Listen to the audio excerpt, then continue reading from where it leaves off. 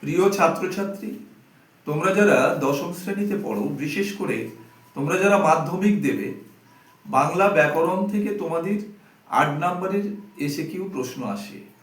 বাংলা ব্যাকরণে তোমাদের 4টে অধ্যায়। প্রথম হচ্ছে কারক বিভক্তি, এই অধ্যায় থেকে 3টে প্রশ্ন আসে। তারপরে সমাস, এখান থেকেও 3টে প্রশ্ন আসে, এবং বাক্য এবং বাচ্য থেকে 2টি করে মোট 4টি প্রশ্ন আসে। এর মধ্যে তোমাদের 8টি প্রশ্নের উত্তর দিতে হবে। তো তোমাদের জন্য আমি আজকে কারক বিভক্তি থেকে 10টি এসএকিউ প্রশ্ন আমি সাজেশন দিচ্ছি। তোমরা পারলে এগুলো নোট করে নাও এবং তৈরি করে নিও। প্রথম প্রশ্ন হচ্ছে তির্যক বিভক্তি কাকে বলে।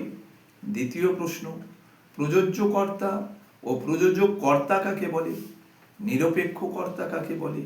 বিভক্তি ও অনুসর্গের একটি পার্থক্য লেখো। করণে বিপসা বলতে কি বোঝো, উদাহরণ দাও। এবং সমধাতুজ কর্তা ও সমধাতুজ কর্ম কাকে বলে, উদাহরণ দাও। অকারক পদ বলতে কি বোঝো, অকারক পদ কোনগুলি এবং এদেরকে অকারক পদ কেন বলা হয়। সহযোগী কর্তার উদাহরণ দাও। এবং শেষ প্রশ্ন হলো অবিভক্তি কাকে বলে, উদাহরণ দাও।